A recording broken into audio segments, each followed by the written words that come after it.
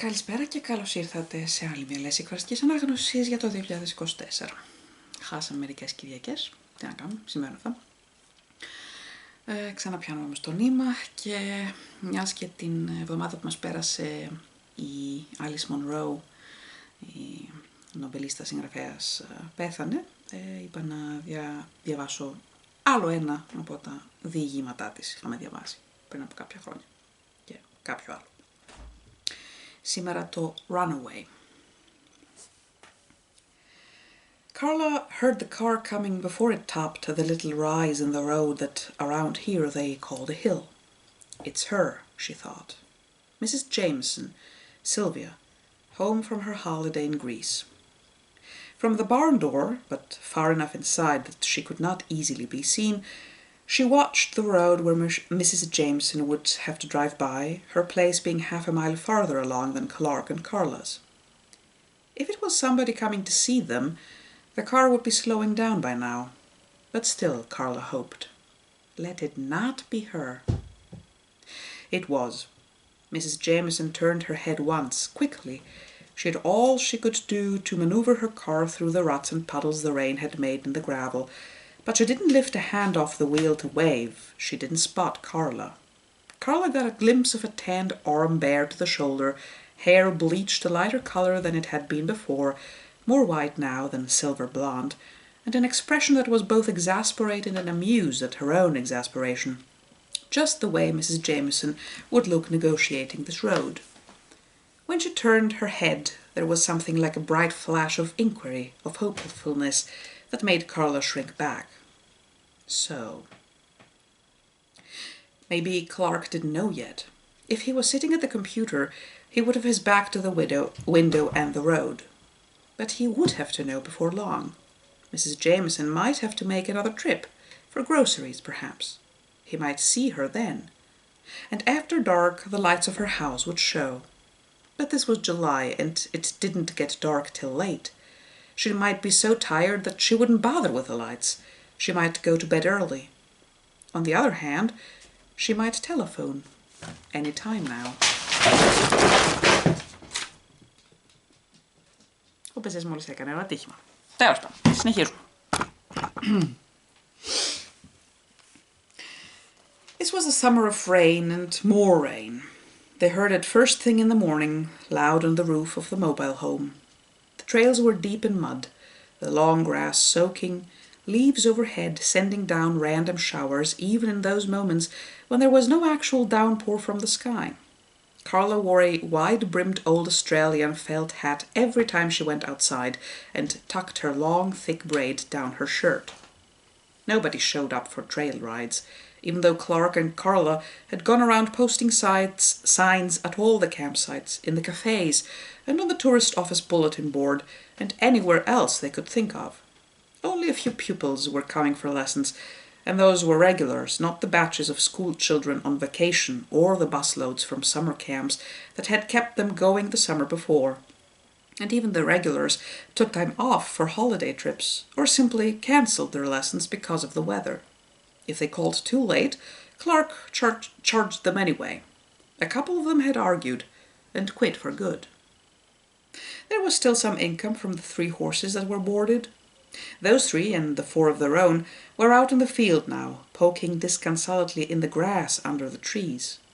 Carla had finished mucking out in the barn. She had taken her time. She liked the rhythm of her regular chores, the high space under the barn roof, the smells. Now she went over to the exercise ring to see how dry the ground was, in case the 5 o'clock pupil did show up. Most of the steady showers had not been particularly heavy, but last week there had come a sudden stirring, and then a blast through the treetops and a nearly horizontal blinding rain. The storm had lasted only a quarter of an hour, but branches still lay across the road, hydro lines were down, and a large chunk of the plastic roofing over the ring had been torn loose. There was a puddle like a lake at that end of the track, and Clark had worked until after dark digging a channel to drain it away. On the web, right now, he was hunting for a place to buy roofing, some salvage outlet with prices that they could afford, or somebody trying to get rid of such material second-hand.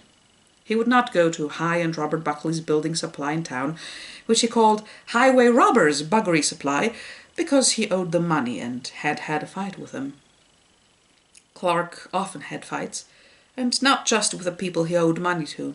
His friendliness, compelling at first, could suddenly turn sour. There were places in town that he would not go into because of some row. The drugstore was one of such places. An old woman had pushed in front of him. That is, she had gone to get something she'd forgotten and come back and pushed in front, rather than going to the end of the line, and he had complained, and the cashier had said to him, "She has emphysema." Clark had said, "Is that so? I have piles myself," and the manager had been summoned to tell him that that remark was uncalled for. And in the coffee shop out on the highway the advertised breakfast discount had not been allowed because it was past 11 o'clock in the morning, and Clark had argued and then dropped his take-out cup of coffee on the floor, just missing, so they said, a child in its stroller. He claimed that the child was half a mile away and he'd dropped the cup because no sleeve had been provided. They said that he hadn't asked for a sleeve. He said that he shouldn't have had to ask, etc. "You flare up," Carla said. "That's what men do." She had not dared say anything about his row with Joey Tucker, whom he now referred to as Joey Fucker. Joey was the librarian from town who boarded her horse with them, a quick-tempered little chestnut mare named Lizzie. Joey Tucker, when she was in a jokey mood, called her Lizzie Borden. Yesterday she had driven out, not in a jokey mood at all, and complained about the roofs not being fixed and Lizzie looking so miserable as if she might have caught a chill. There was nothing the matter with Lizzie, actually. Clark had even tried, for him, to be placating. But then it was Joey Tucker who flared up and said that their place was a dump and Lizzie deserved better, and Clark said, "Suit yourself." Joey had not, or not yet, removed Lizzie, but Clark, who had formerly made the mare his pet, refused to have anything more to do with her. The worst thing, as far as Carla was concerned, was the absence of Flora, the little white goat who kept the horses company in the barn and in the fields. There had been no sign of her for 2 days, and Carla was afraid that wild dogs or coyotes had got to her, or even a bear. She had dreamed of Flora last night and the night before. In the first dream, Flora had walked right up to the bed with a red apple in her mouth, but in the second dream, last night, she had run away when she saw Carla coming. Her legs seemed to be hurt, but she ran away. She led Carla to a barbed wire barricade of the kind that might belong on some battlefield, and then she, Flora, slipped through it, her leg and all, just slithered through like a white eel and disappeared. Up until 3 years ago, Carla had never really looked at mobile homes. She hadn't called them that either. Like her parents, she would have thought the term mobile home pretentious. Some people lived in trailers, and that was all there was to it. One trailer was no different from another. When she moved in here, when she chose this life with Clark, she began to see things in a new way. After that, it was only the mobile homes that she really looked at, to see how people had fixed them up, the kind of curtains they had hung, and the way they had painted the trim, the ambitious decks or patios or extra rooms they had built on. She could hardly wait to get to such improvements herself. Clark had gone along with her ideas for a while. He had built new steps and spent a lot of time looking for an old wrought iron railing for them. He hadn't complained about the money spent on paint for the kitchen and bathroom or the material for curtains. What he did balk at was tearing up the carpet, which was the same in every room, and the thing that she had most counted on replacing. It was divided into small brown squares, each with a pattern of darker brown, rust, and tan squiggles and shapes. For a long time she had thought that the same squiggles and shapes were arranged the same way in each square. Then, when she had had more time, a lot of time, to examine them, she decided that there were 4 patterns joined together to make identical larger squares. Sometimes she could pick out the arrangement easily, and sometimes she had to work to see it. She did this at times when Clark's mood had weighted down all their indoor space. The best thing then was to invent or remember some job to do in the barn. The horses would not look at her when she was unhappy, but Flora, who was never tied up, would come and rub against her, and look up with an expression that was not quite sympathy.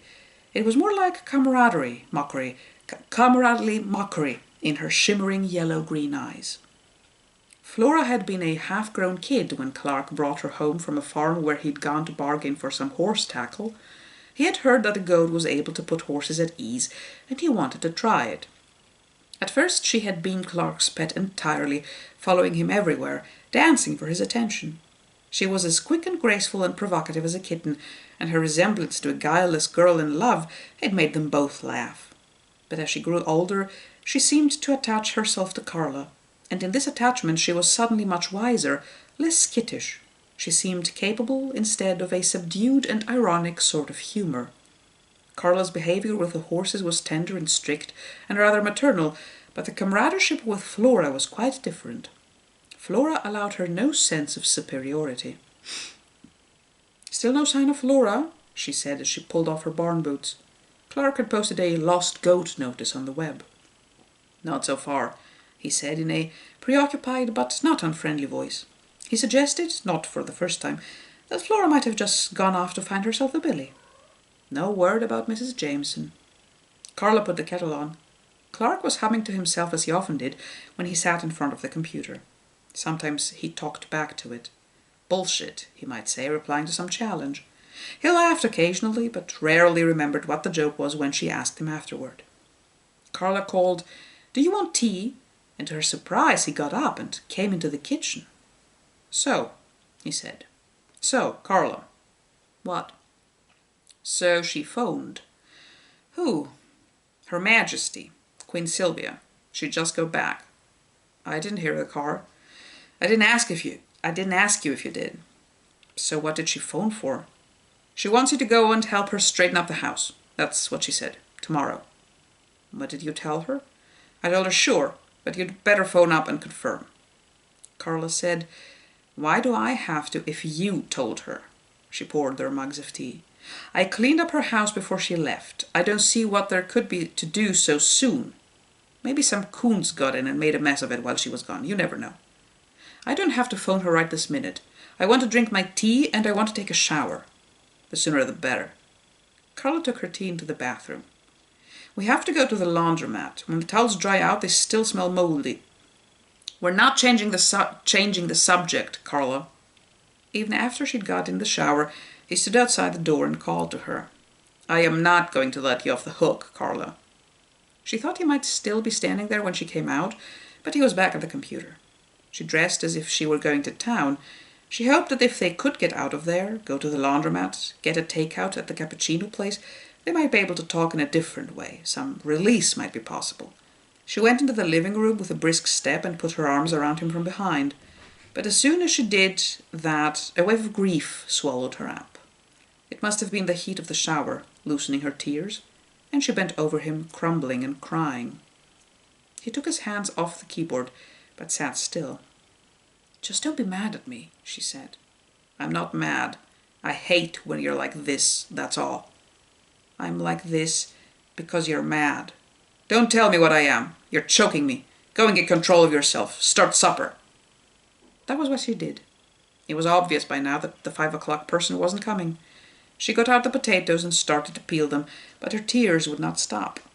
She wiped her face with a paper towel and tore off a fresh one to take with her and went out into the rain. She didn't go into the barn because it was too miserable in there without Flora. She walked along the lane back to the woods. The horses were in the other field. They came over to the fence to watch her, but all except Lizzie, who capered and snorted a bit, had the sense to understand that her attention was elsewhere.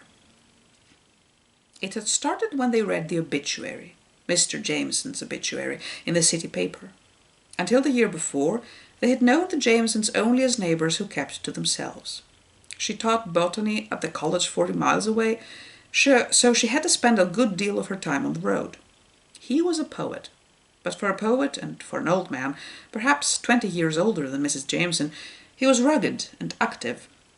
He improved the drainage system on his place, cleaning out the culvert and lining it with rocks. He dug and planted and fenced a vegetable garden, cut paths through the woods, looked after repairs on the house, not just the sort of repairs that almost any house owner could manage after a while, but those that involved plumbing, wiring, roofing too. When they read the obituary, Carla and Clark learned for the first time that Leon Jameson had been the recipient of a large prize 5 years before his death. a prize for poetry. Shortly afterward, Clark said, "We could have made him pay." Carla knew at once what he was talking about, but she took it as a joke. "Too late now," she said. "You can't pay once you're dead. He can't. She could. She's gone to Greece. She's not going to stay in Greece." "She didn't know," Carla said more soberly. "She didn't have anything to do with it. I didn't say she did. She doesn't have a clue about it. We could fix that," Carla said. No. Clark went on, as if she hadn't spoken. "We could say we're going to sue. People get money for stuff like that all the time." "How could you do that? You can't sue a dead person." "Threaten to go to the papers. Big-time poet. The papers would eat it up. All we have to do is threaten and she'd cave in. How much are we going to ask for?" "You're just fantasizing," Carla said. "You're joking." "No, actually I'm not." Carla said that she didn't want to talk about it anymore, and he said okay. But they talked about it the next day, and the next, and the next. He sometimes got notions like this, which were not practicable, which might even be illegal. He talked about them with growing excitement, and then, she wasn't sure why, he dropped them. If the rain had stopped, if this had turned into a normal summer, he might have let this idea go the way of the others. But that had not happened, and during the last month he had harped on about the scheme as if it were perfectly feasible. The question was how much money to ask for. Too little, and the woman might not take them seriously. She might think they were bluffing. Too much might get her back up, and she might become stubborn. Carla had stopped pretending she thought he was joking. Instead, she told him that it wouldn't work. She said that, for one thing, people expected poets to behave that way, so it wouldn't be worth paying out money to cover it up. "How do you know?" Clark said. He said that it would work if it was done right. Carla was to break down and tell Mrs. Jameson the whole story. Then Clark would move in, as if it had all been a surprise to him. He had just found out. He would be outraged. He would talk about telling the world. He would let Mrs. Jameson be the one who first mentioned money. "You were injured. You were molested and humiliated, and I was injured and humiliated because you are my wife. It's a question of respect." Over and over again he talked to her in this way. She tried to deflect him, but he insisted. "Promise," he said. "Promise." All this was because of what she had told him, things she could not now detract or deny. "Sometimes he gets interested in me, the old guy. Sometimes he calls me into the room when she's not there, when she has to go out shopping and the nurse isn't there either. A lucky inspiration of hers, one that instantly pleased him." "So what do you do then? Do you go in?" She played shy. "Sometimes." "He calls you into his room. So? Carla? So then?" "I go in to see what he wants." "So what does he want?" This was asked and told in whispers, even when there was nobody to hear, even when they were in the Neverland of their bed. A bedtime story in which the details were important and had to be added to each time with convincing reluctance, shyness, giggles. Dirty. And it was not only he who was eager and grateful. She was too, eager to please and excite him, to excite herself, grateful every time that it still worked. And in one part of her mind, it was true. She saw the randy old man, the bump he made in the sheet, bedridden, almost beyond speech, but proficient in sign language, indicating his desire, trying to nudge and finger her into complicity, into obliging stunts and intimacies. Her refusal a necessity, but also perhaps strangely, slightly disappointing to Clark. Now and then came an image that she had to hammer down lest it spoil everything. She would think of the real dim and sheeted body, drugged and shrinking every day in its hospital bed, glimpsed only a few times when Mrs. Jameson or the visiting nurse had neglected to close the door. She herself never actually coming closer to him than that. In fact, she had dreaded going to the Jamesons, but she needed the money, and she felt sorry for Mrs. Jameson, who seemed so haunted and bewildered, as if she were walking in her sleep. Once or twice Carla had burst out and done something really silly just to loosen up the atmosphere, the kind of thing she did when clumsy and terrified riders were feeling humiliated. She used to try it too when Clark was stuck in his moods. It didn't work with him anymore. But the story about Mr. Jameson had worked decisively. At the house there was nothing for Sylvia to do except open the windows and think with an eagerness that dismayed without really surprising her, of how soon she could see Carla. All the paraphernalia of illness had been removed. The room that had been Sylvia and her husband's bedroom, and then his death chamber, had been cleaned out and tidied up to look as if nothing had ever happened in it. Carla had helped with all that during the few frenzied days between the crematorium and the departure for Greece. Every piece of clothing Leon had ever worn, and some things he hadn't, some gifts from his sisters that had never been taken out of their packages, had been piled in the back seat of their car and taken to the thrift shop. His pills, his shaving things, unopened cans of the fortified drink that had sustained him as long as anything could, cartons of the sesame seed snaps that had at one time been his favourite snack, the plastic bottles full of the lotion that had eased his back, the sheepskins in which he had lain, all of that was dumped into plastic bags to be hauled away as garbage, and Carla didn't question a thing. She never said, maybe somebody could use that, or pointed out that whole cartons of cans were unopened. When Sylvia said, I wish I hadn't taken the clothes to town, I wish I'd burned them all up in the incinerator, Carla showed no surprise. They cleaned the oven, scrubbed out the cupboards, wiped down the walls and the windows. One day Sylvia sat in the living room going through all the condolence letters she had received. There was no accumulation of papers and notebooks to be attended to, as you might have expected with a writer, no unfinished work or scribbled drafts. He had told her months before that he had pitched everything, and no regrets. The sloping south wall of the house was mostly big windows. Sylvia looked up, surprised by the watery sunlight that had come out, or possibly by the shadow of Carla on top of a ladder, bare-legged, bare-armed, her resolute face crowned with a frizz of dandelion hair that was too short for her braid. She was vigorously spraying and scrubbing the glass.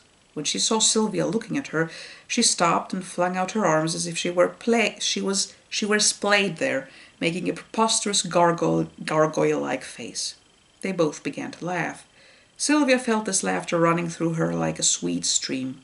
She turned back to her letters, and soon decided that all these kind, genuine, and perfunctory words, the tributes and the regrets, could go the way of the sheepskins and the crackers. When she heard Carla taking the ladder down, heard boots on the deck, she was suddenly shy. She sat where she was with her head bowed as Carla came into the room and passed behind her on her way to the kitchen to put the pail and the paper towels back under the sink. She hardly halted. She was quick as a bird, but she managed to drop a kiss on Sylvia's bent head. Then she went on. She was whistling something to herself, perhaps had been whistling the whole time. That kiss had been in Sylvia's mind ever since. It meant nothing in particular. It meant, cheer up, or almost done. It meant that they were good friends who had got through a lot of depressing work together, or maybe just that the sun had come out, that Carla was thinking of getting home to her horses. Nevertheless, Sylvia saw it as a bright blossom, its petals spreading inside her with a tumultuous heat, like a menopausal flash. Every so often there had been a special girl student in one of her classes, one whose cleverness and dedication and awkward egotism, or even genuine passion for the natural world, reminded her of her young self. Such girls hung around her worshipfully, hoped for some sort of intimacy they could not, in most cases, imagine, and soon got on her nerves. Carla was nothing like them. If she resembled anybody in Sylvia's life, it would have to be certain girls she had known in high school, those who were bright but not too bright, easy athletes but not competitive, buoyant but not rambunctious, naturally happy. The day after Sylvia's return, she was speaking to Carla about Greece. Where I was, this little tiny village with my two old friends, well, it was the sort of place where the very occasional tourist bus would stop, as if it had got lost, and the tourists would get off and look around, and they were absolutely bewildered because they weren't anywhere. There was nothing to buy. The large-limbed, uncomfortable, dazzling girl was sitting there at last, in the room that had been filled with thoughts of her. She was faintly smiling, belatedly nodding. And at first I was bewildered too. It was so hot. But it's true about the light. It's wonderful. And then I figured out what there was to do. There were just these few simple things, but they could fill the day. You walk half a mile down the road to buy some oil, and half a mile in the other direction to buy your bread or your wine, and that's the morning. Then you eat some lunch under the trees, and after lunch it's too hot to do anything but close the shutters and lie on your bed and maybe read. Later on, you notice that the shadows are longer and you get up and go for a swim. Oh, she interrupted herself. Oh, I forgot. She jumped up and went to get the present she had brought, which in fact she had not forgotten about at all. She had not wanted to hand it to Carla right away. She had wanted the moment to come more naturally, and while she was speaking she had thought ahead to the moment when she could mention the sea, going swimming, and then say, as she now said, "Swimming reminded me of this because it's a little replica, you know. It's a little replica of the horse they found under the sea, cast in bronze. They dredged it up after all this time. It's supposed to be from the 2nd century BC. When Carla had come in and looked around for work to do, Sylvia had said, "Oh, just sit down a minute. I haven't had anybody to talk to since I got back. Please." Carla had sat down on the edge of a chair, legs apart, hands between her knees, looking somehow desolate. As if reaching for some distant politeness, she had said, "How was Greece?" Now she was standing, with the tissue paper crumpled around the horse, which she had not fully unwrapped. "It's said to represent a racehorse," Sylvia said, "making that final spurt, the last effort in a race. The rider too, the boy, you can see that he's urging the horse on to the limit of its strength." She did not mention that the boy had made her think of Carla, and she could not now have said why. He was only 10 or 11 years old. Maybe the strength and grace of the arm that must have held the reins, or the wrinkles in his childish forehead, the absorption and the pure effort there. It was, in some way, like Carla cleaning the windows last spring. Her strong legs in her shorts, her broad shoulders, her big dedicated swipes at the glass, and then the way she had splayed herself out as a joke, inviting or even commanding Sylvia to laugh. "You can see that," Carla said, conscientiously now examining the little bronzy green statue. "Thank you very much." "You're welcome. Let's have coffee, shall we? I've just made some. The coffee in Greece was strong, a little stronger than I liked, but the bread was heavenly. Sit down another moment, please do. You should stop me going on and on this way. What about here? How has life been here?" "It's been raining most of the time." "I can see that. I can see it has," Sylvia called from the kitchen end of the big room. Pouring the coffee, she decided that she would keep quiet about the other gift she had brought. It hadn't cost her anything. The horse had cost more than the girl could probably guess. It was only a beautiful, small, pinkish-white stone that she had picked up on the road. "This is for Carla," she had said to her friend Maggie, who was walking beside her. "I know it's silly. I just want her to have a tiny piece of this land." Sylvia had already mentioned Carla to Maggie and to Soraya, her other friend there, telling them how the girl's presence had come to mean more and more to her, how an indescribable bond had seemed to grow up between them, and had consoled her in the awful moments of last spring. It was just to see somebody so fresh and full of health coming into the house. Maggie and Soraya had laughed in a kindly but annoying way.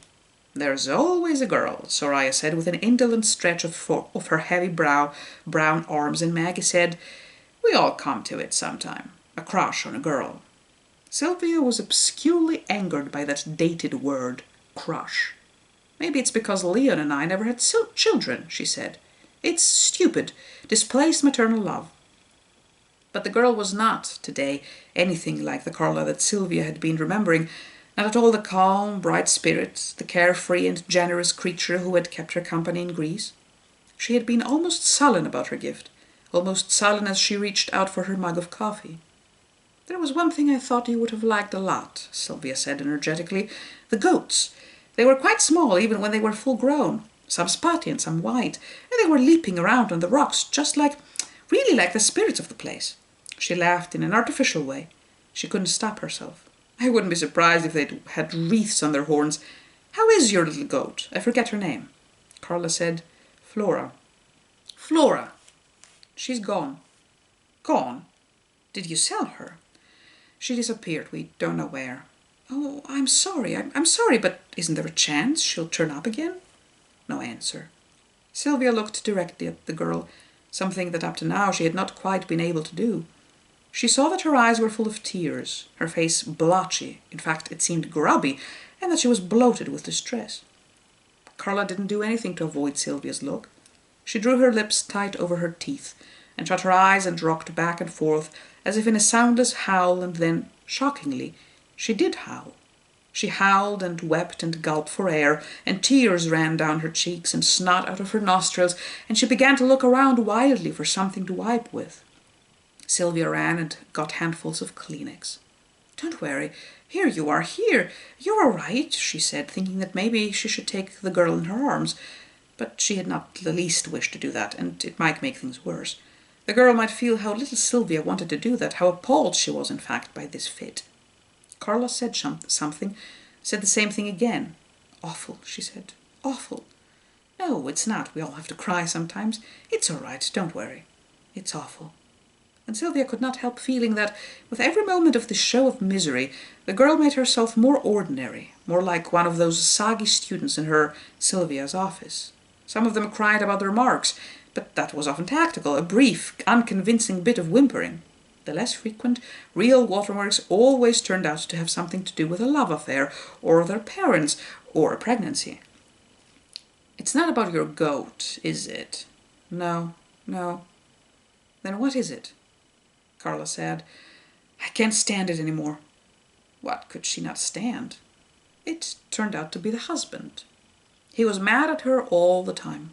He acted as if he hated her. There was nothing she could do right. There was nothing she could say. Living with him was driving her crazy. Sometimes she thought she already was crazy. "Has he hurt you, Carla?" No. He hadn't hurt her physically, but he hated her. He despised her. He could not stand it when she cried, and she could not help crying because he was so mad. She did not know what to do. "Perhaps you do know what to do," Sylvia said. "Get away? I would if I could." Carla began to wail again. "I'd give anything to get away. I can't. I haven't any money. I haven't anywhere in this world to go." "Well, think. Is that altogether true?" Sylvia said in her best counselling manner. "Don't you have parents? Didn't you tell me you grew up in Kingston? Don't you have a family there?" Her parents had moved to British Columbia. They hated Clark. When she ran away and got married, they didn't care if she lived or died. Brothers or sisters? One brother, 9 years older. He was married and in Toronto. He didn't care either. He didn't like Clark. His wife was a sickening snob. "Have you ever thought of the women's shelter?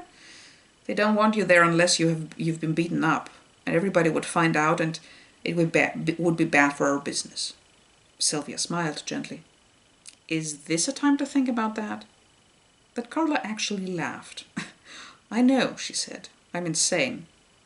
"Listen," Sylvia said. "Listen to me. If you had the money to go, where would you go? What would you do?" "I would go to Toronto," Carla said readily enough, "but I wouldn't go near my brother. I'd stay in a motel or something, and I'd get a job at a riding stable." "You think you could do that?" "I was working at a riding stable the summer I met Clark. I'm more experienced now than I was then. A lot more." "And all that's stopping you is lack of money?" Carla took a deep breath. "All that's stopping me," she said. "All right," Sylvia said. "Now listen to what I propose. I don't think you should go to a motel. I think you should take the bus to Toronto and go to stay with a friend of mine. Her name is Ruth Stiles. She has a big house and she lives alone, and she won't mind having somebody to stay. You can stay there till you find a job. I'll help you with some money. There must be lots of riding stables around Toronto." "There are." "So what do you think? Do you want me to phone and find out what time the bus goes?" Carla said yes. She was shivering. She ran her hands up and down her thighs and shook her head roughly from side to side. "I can't believe it," she said. "I'll pay you back. I mean, thank you, I'll pay you back. I don't know what to say." Sylvia was already at the phone, dialing the bus depot. "Shh, I'm getting the times," she said. She listened and hung up. "I know you will. You agree about Ruth's? I'll let her know. There's one problem, though." She looked critically at Carla's shorts and t-shirt. "You can't very well go in those clothes." "I can't go home to get anything," Carla said in a panic. "I'll be all right. The bus will be air-conditioned. You'll freeze. There must be something of mine you could wear. Aren't we about the same height?" "You're 10 times skinnier," Carla said. "I didn't used to be." In the end, they decided on a brown linen jacket, hardly worn. Sylvia had considered it to be a mistake for herself, a style too brusque, and a pair of tailored tan pants and a cream-coloured silk shirt. Carla's sneakers would have to do because her feet were 2 sizes larger than Sylvia's. Carla went to take a shower, something she had not bothered with in her state of mind that morning, and Sylvia phoned Ruth. Ruth was going to be out at a meeting that evening, but she could leave the key with her upstairs tenants, and all Carla would have to do was ring their bell. She'll have to take a cab from the bus depot, though. I assume she's okay to manage that, Ruth said. Sylvia laughed. She's not a lame duck, don't worry. She's just a person in a bad situation the way it happens. Well, good. I mean, good she's getting out. Not a lame duck at all, Sylvia said, thinking of Carla trying on the tailored pants and linen jacket. How quickly the young recovered from a fit of despair, and how handsome the girl had looked in the fresh clothes. The bus would stop in town at 2:20. Sylvia decided to make omelettes for lunch, to set the table with a dark blue cloth, and to get down the crystal glasses and open a bottle of wine. I hope you can eat something, she said, when Carla came out clean and shining in her borrowed clothes.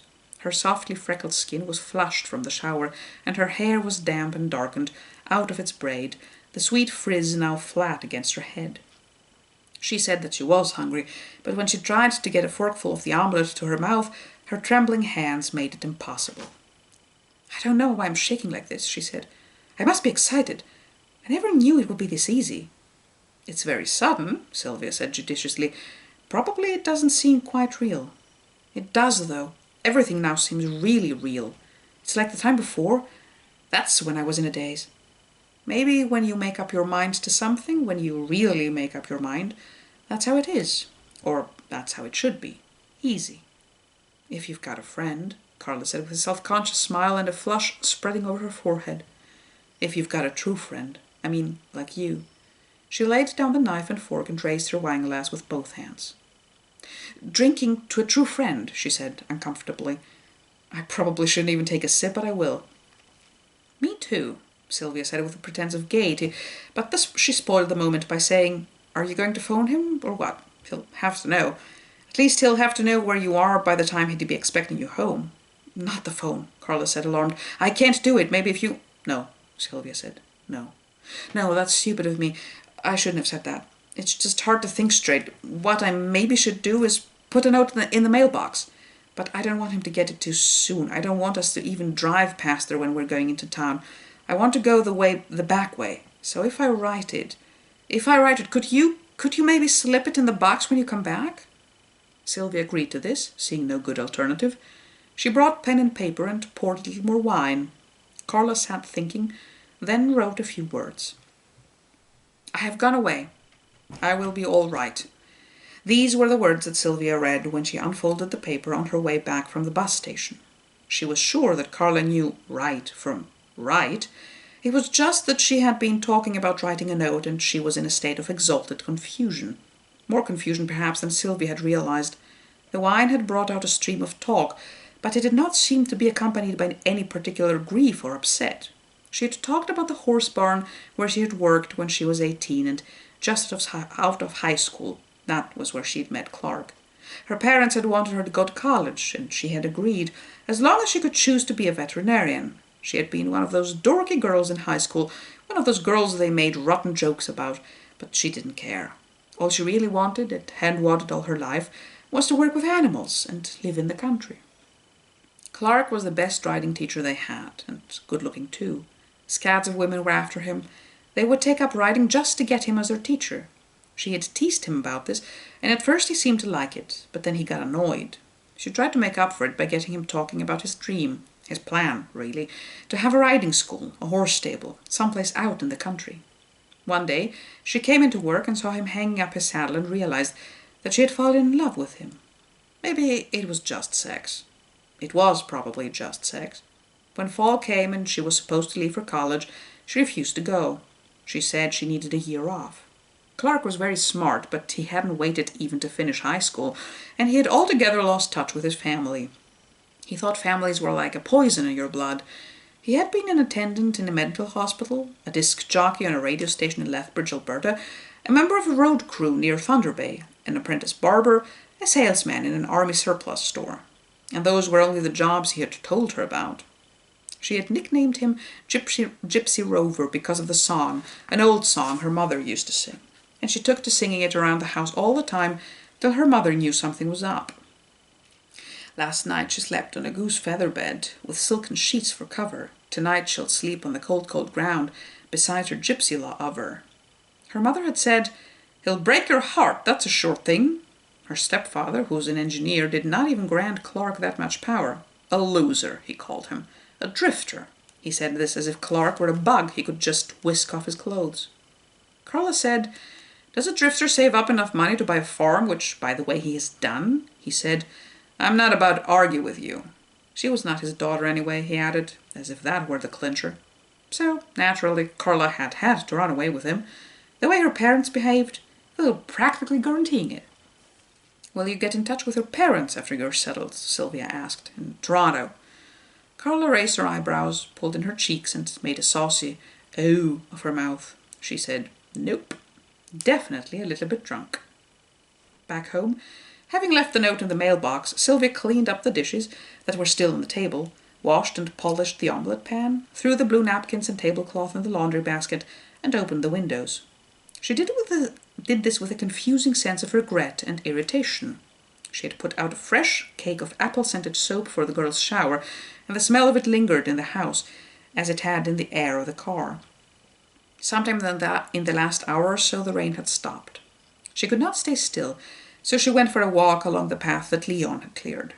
The gravel he had dumped in the boggy places had mostly washed away. They used to go walking every spring to hunt for wild orchids. She taught him the name of every wildflower, all of which, except for Trillium, he forgot. He called her his Dorothy Wordsworth. Last spring she had gone out once and picked him a bunch of dog-tooth violets, but he had looked at them, as he sometimes looked at her, with mere exhaustion, disavowal. She kept seeing Carla stepping onto the bus. Her thanks had been sincere, but already almost casual, her wave jaunty. She had got used to her salvation. Around 6 o'clock, Sylvia put in a call to Toronto, to Ruth, knowing that Carla probably wouldn't have arrived yet. She got the answering machine. "Ruth," Sylvia said. "Sylvia, it's about this girl I sent you. I hope she doesn't turn out to be a bother to you. I hope it'll all be all right. You may find her a little full of herself. Maybe it's just youth. Let me know, okay? Okay, bye-bye." She phoned again before she went to bed, but got the machine, so she said, "Sylvia again, just checking," and hung up. It was between 9 and 10 o'clock, not even really dark. Ruth would still be out, and the girl would not want to pick up the phone in a strange house. She tried to think of the name of Ruth's upstairs tenants. They surely wouldn't have gone to bed yet, but she could not remember it, and just as well.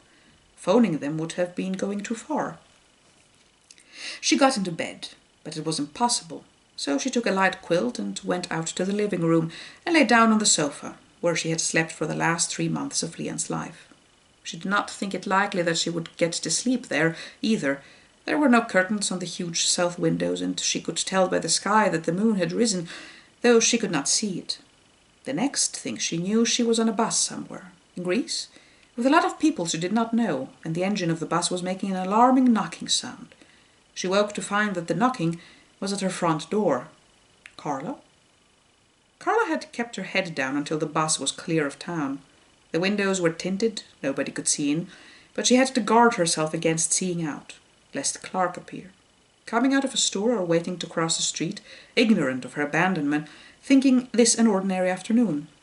No, thinking it the afternoon when their scheme, his scheme, had been put in motion, eager to know how far she had got with it. Once they were out in the country, she looked up, breathed deeply, took account of the violet-tinted fields. Mrs. Jameson's presence had surrounded her with a kind of remarkable safety and sanity, had made her escape seem the most rational thing you could imagine, in fact, the only self-respecting thing that a person in Carla's shoes could do. Carla had felt herself capable of an unaccustomed confidence, even a mature sense of humour. She had revealed her life to Mrs. Jameson in a way that seemed bound to gain sympathy, and yet to be ironic and truthful, and adapted to live up to what, as far as she could see, were Mrs. Jameson's, Sylvia's, expectations. The sun was shining, as it had been for some time. At lunch he had made the wine glasses sparkle, and there was enough of a wind blowing to lift the roadside grass, the flowering weeds, out of their drenched clumps. Summer clouds, not rain clouds, were scudding across the sky. The whole countryside was changing, shaking itself loose into the true brightness of a July day. And as they sped along, she didn't see much trace of the recent past. No big puddles in the fields, showing where the seed had washed out. No miserable spindly cornstalks or lodged grain. It occurred to her that she should tell Clark about this, that perhaps they had chosen what was, for some freakish reason, a very wet and dreary corner of the country, and there were other places where they could have been successful. Or could be yet.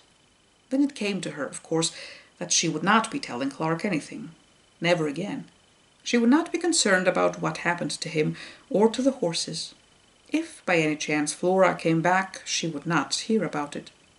This was her second time leaving everything behind. The first time had been just like the old Beatles song. She had put a note on the table and slipped out of the house at 5 o'clock in the morning to meet Clark in the church parking lot down the street. She was even humming that song as they rattled away. She's leaving home, bye-bye. She recalled now how the sun had come up behind them, how she had looked at Clark's hands on the wheel and the dark hairs on his competent forearms, and breathed in the smell of the truck, the smell of oil and metal tools and horse barns. The cold air of the fall morning had blown in through the rusted seams of the sort of vehicle that nobody in her family ever rode in, that scarcely ever appeared on the streets where she lived. Clark's preoccupation with the traffic, his curt answers, his narrowed eyes, everything about him that ignored her, even his slight irritation at her giddy delight, all of that had thrilled her. As did the disorder of his past life, his avowed loneliness, the unexpectedly tender way he could have with a horse and with her. She saw him as the sturdy architect of the life ahead of them, herself as a captive, her submission both proper and exquisite. "You don't know what you're leaving behind," her mother wrote to her in the one letter she received and never answered. But in those shivering moments of early morning flight, she certainly had known what she was leaving behind, even if she had rather a hazy idea of what she was going to. She despised their house, their backyard, their photo albums, their vacations, their cuisine art, their powder room, their walk-in closets, their underground lawn sprinkling system. In the brief note she left, she had used the word authentic. "I have always felt the need of a more authentic kind of life. I know I cannot expect you to understand this." The bus had stopped now at a gas station in the first town on the way. It was the very station that she and Clark used to drive to, in their early days, to buy cheap gas. In those days, their world had included several towns in the surrounding countryside, and they had sometimes behaved like tourists, sampling the specialties in grimy hotel bars. Pig's feet, sauerkraut, potato pancakes, beer. They would sing all the way home like crazy hillbillies. But after a while, all outings came to be seen as a waste of time and money. They were what people did before they understood the realities of their lives. She was crying now. Her eyes had filled up without her realizing it. She tried to think about Toronto, the first steps ahead. The taxi, the house she had never seen, the strange bed she would sleep in alone. Looking in the phone book tomorrow for the addresses of riding stables, then getting to wherever they were, asking for a job. She could not picture it. Herself riding on the subway or a streetcar, caring for new horses, talking to new people, living among hordes of people every day who were not Clark. A life, a place, chosen for that specific reason, that it would not contain Clark. The strange and terrible thing about that world of the future, as she now pictured it, was that she would not exist in it. She would only walk around and open her mouth and speak, and do this and do that. She would not really be there. And what was strange about it was that she was doing all this, she was riding on this bus, in the hope of recovering herself. As Mrs. Jameson might say, and as she herself might have said it with satisfaction, taking charge of her own life, with nobody glowering over her, nobody's mood infecting her with misery, no implacable, mysterious silence surrounding her. But what would she care about? How would she know that she was alive? While she was running away from him, now, Clark still kept his place in her life. But when she was finished running away, when she just went on, what would she put in his place? What else, who else, could ever be so vivid a challenge? She managed to stop crying, but she had started to shake. She was in a bad way and would have to take hold, get a grip on herself. Get a grip on yourself, Clark had sometimes told her, passing through a room where she was scrunched up, trying not to weep, and that indeed was what she must do now. They had stopped in another town. This was the third town away from the one where she had got on the bus, which meant that they had passed through the second town without her even noticing. The bus must have stopped. The driver must have called out the name, and she had not heard or seen anything in her fog of fright. Soon enough, they would reach the highway. They would be tearing along toward Toronto. And she would be lost. She would be lost. What would be the point of getting into a taxi and giving the new address, of getting up in the morning and brushing her teeth and going into the world? Her feet seemed now to be at some enormous distance from her body. Her knees in the unfamiliar crisp pants were weighted with irons. She was sinking to the ground like a stricken horse.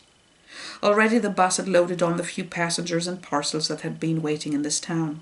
A woman and a baby in its stroller were waving goodbye to somebody.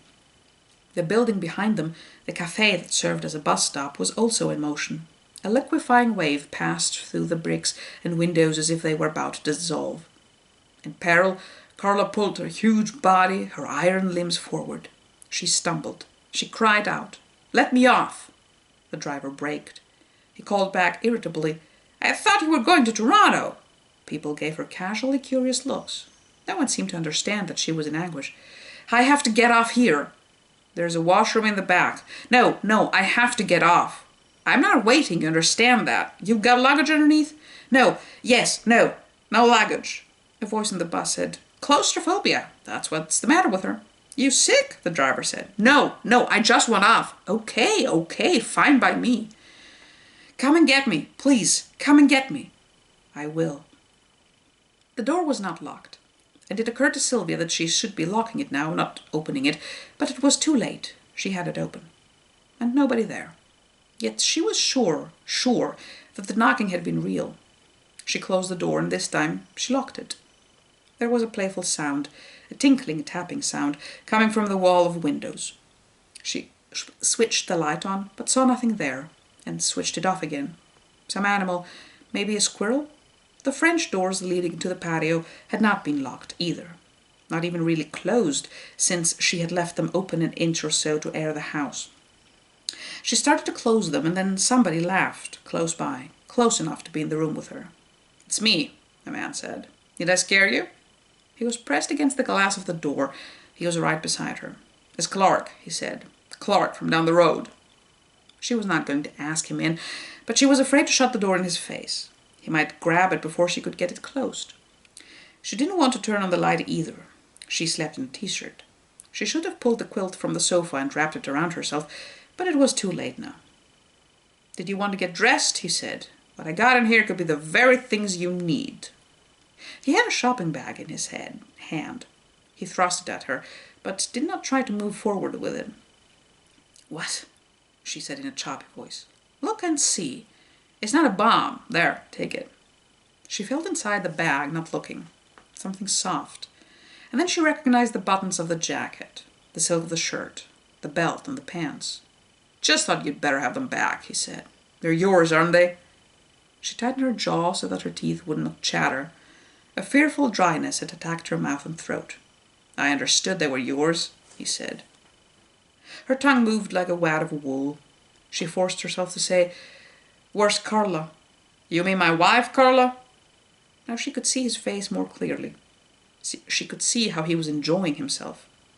"My wife Carla is at home in bed, where she belongs." He was both handsome and silly-looking, tall, lean, well-built, but with a slouch that seemed artificial, a contrived, self-conscious air of menace, a lock of dark hair falling over his forehead, a vain little moustache, eyes that appeared both hopeful and mocking, a boyish smile perpetually on the verge of a sulk. She had always disliked the sight of him. She had mentioned her dislike to Leon, who said that the man was just unsure of himself, just a bit too friendly. The fact that he was unsure of himself would not make her any safer. "Pretty worn out," he said, after her little adventure. "You should have seen your face. You should have seen the look on you when you recognized those clothes. What did you think? Did you think I'd murder her?" "I was surprised," Sylvia said. "I bet you were, after you were such a big help to her running away." "I helped her," Sylvia said with considerable effort. "I helped her because she seemed to be in distress." "Distress," he said, as if examining the word. "I guess she was. She was in very big distress when she jumped off that bus and got on the phone to me to come and get her. She was crying so hard I could hardly make out what it was she was saying." "She wanted to come back." "Oh yeah, you bet she wanted to come back. She was in real hysterics to come back. She's a girl who is very up and down in her emotions, but I guess you don't know her as well as I do. She seemed quite happy to be going. Did she really? Well, I have to take your word for it. I didn't come here to argue with you. Sylvia said nothing. Actually, I came here not just to return those clothes. I came here to tell you that I don't appreciate you interfering in my life with my wife.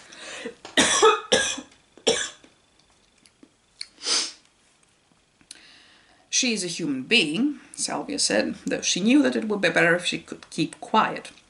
Besides being your wife. My goodness, is that so? My wife is a human being? Really? Thank you for the information. But don't try getting smart with me, Sylvia. I wasn't trying to get smart. Good. I'm glad you weren't. I don't want to get mad. I just have a couple of important things to say to you. One thing, that I don't want you sticking your nose in anywhere, anytime in my life. Another, that I'm not going to want her coming around here anymore. Not that she's going to want to come. I'm pretty sure of that. She doesn't have too good an opinion of you at the moment.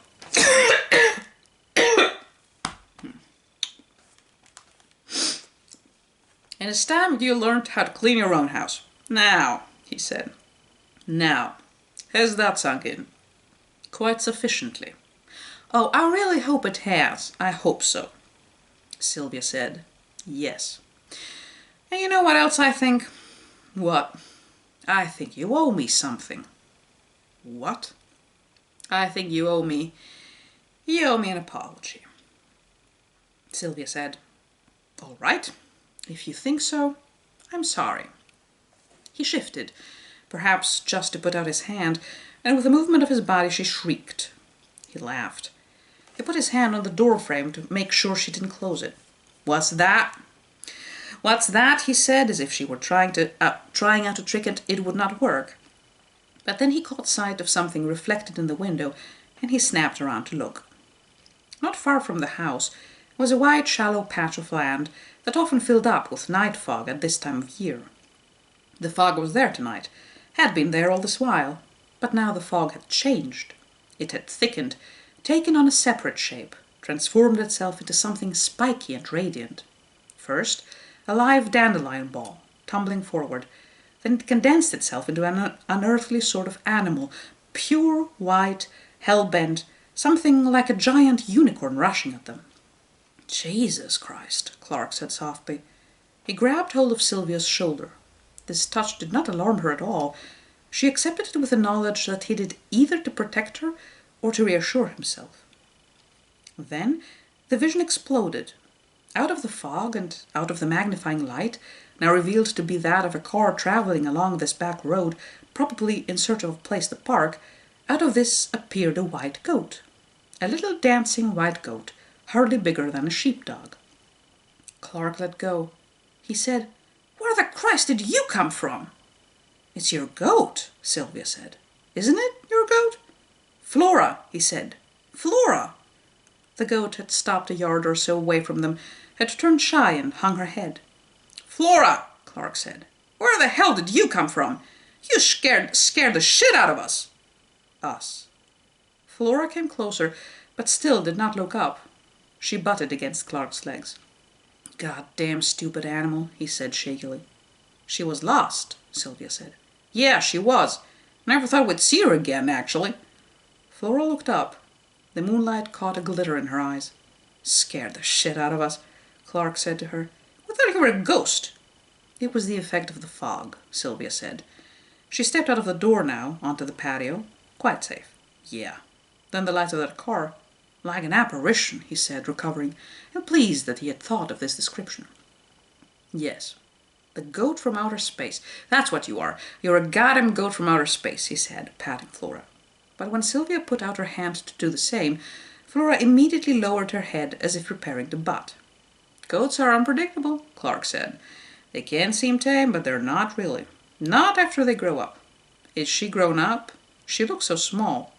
She's as big as she's ever going to get."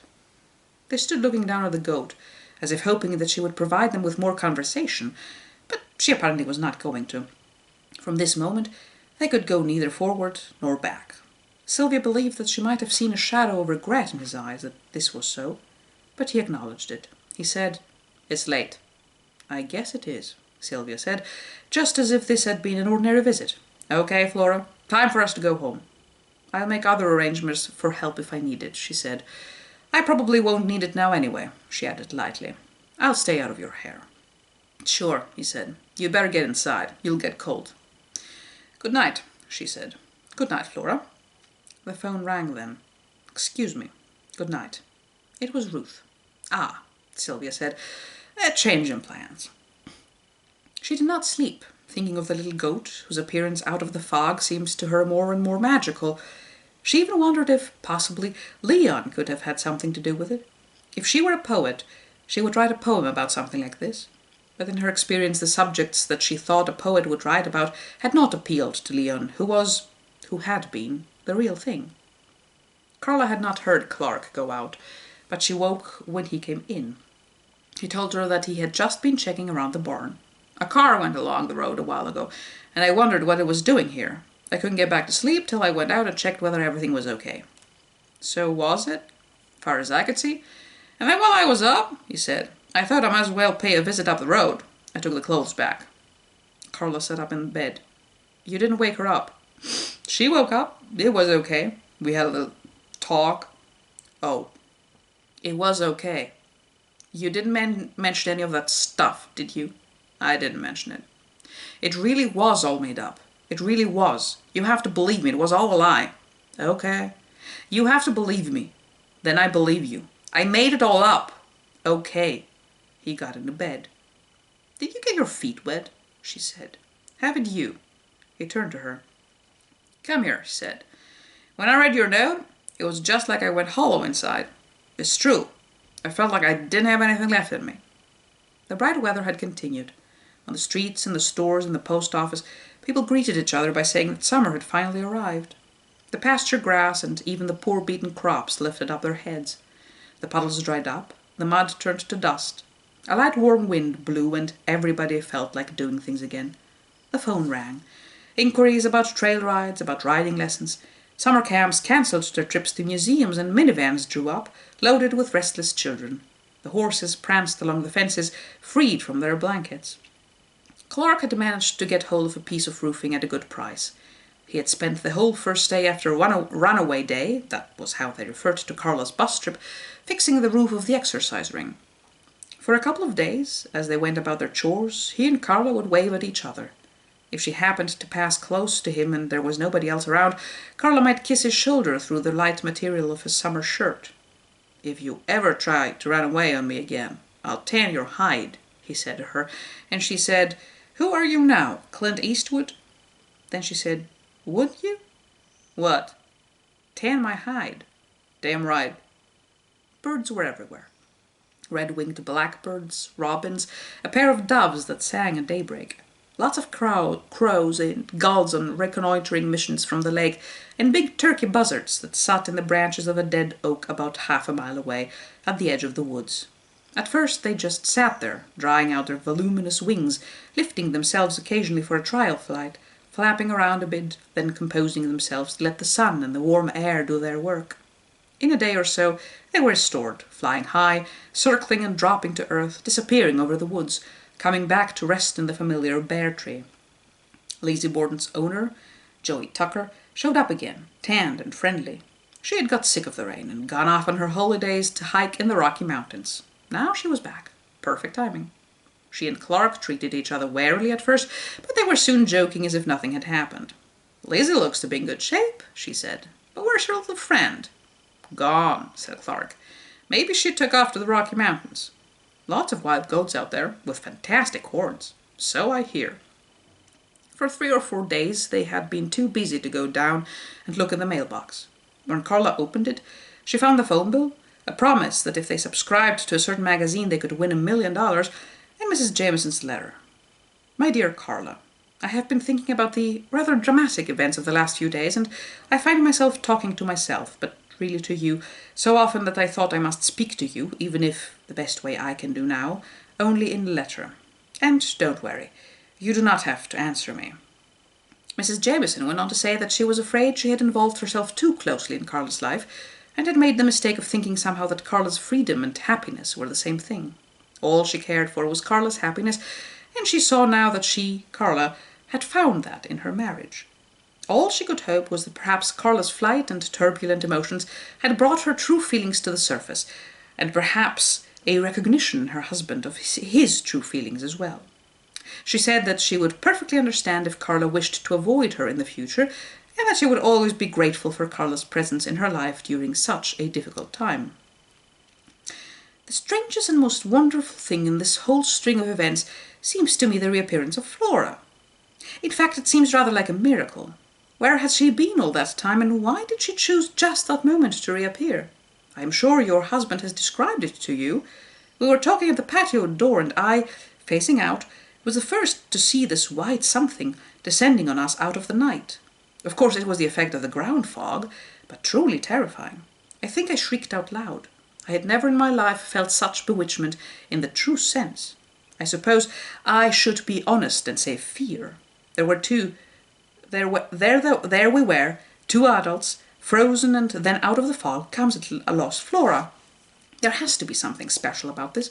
I know, of course, that Flora is an ordinary little animal and that she probably spent her time away getting herself pregnant. In a sense, her return has no connection at all with her human lives. Yet her appearance at that moment did have a profound effect on your husband and me. When two human beings divided by hostility are both at the same time mystified by the same apparition, there is a bond that springs up between them, and they find themselves united in the most unexpected way. United in their humanity. That is the only way I can describe it. We parted almost as friends. So Flora has her place as a good angel in my life, and perhaps also in your husband's life and yours. With all my good wishes, Sylvia Jameson. As soon as Carla had read this letter, she crumpled it up, and she burned it in the sink. The flames leaped up alarmingly, and she turned on the tap, then scooped up the soft, disgusting black stuff and put it down the toilet, as she should have done in the first place. She was busy for the rest of that day, and the next, and the next. During that time, she had to take 2 parties out on the trails. She had to give lessons to children, individually and in groups. At night, when Clark put his arms around her, he was generally in good spirits now, she did not find it hard to be cooperative. She dreamed of things that were of no importance, that made no sense. It was as if she had a murderous needle somewhere in her lungs, and by breathing carefully, she could avoid feeling it. But every once in a while she had to take a deep breath, and it was still there. Sylvia Jameson had taken an apartment in the college town where she taught. The house was not up for sale, or at least there wasn't a sign out in front of it. Leon Jameson had got some kind of posthumous award. News of this was in the papers. There was no mention of any money. As the dry golden days of fall came on, an encouraging and profitable season, Carla found that she had got used to the sharp thought that had lodged inside her. It wasn't so sharp any more. In fact, it no longer surprised her. She was inhabited now by an almost seductive notion, a constant low-lying temptation. She had only to raise her eyes, she had only to look in one direction to know where she might go. An evening walk, once her chores for the day were finished. To the edge of the woods, and the bare tree where she had seen the buzzards. Where she might find the little dirty bones in the grass, the skull with shreds of bloodied skin still clinging to it, that she could settle in one hand, knowledge in one hand. Or perhaps not. Suppose something else had happened. Suppose he had chased Flora away, or tied her in the back of the truck and driven some distance and let her loose. Taken her back to the place they'd got her from, not to have her around, reminding them of this bad time. The days passed, and she didn't go. She held out against the temptation. Calavrata.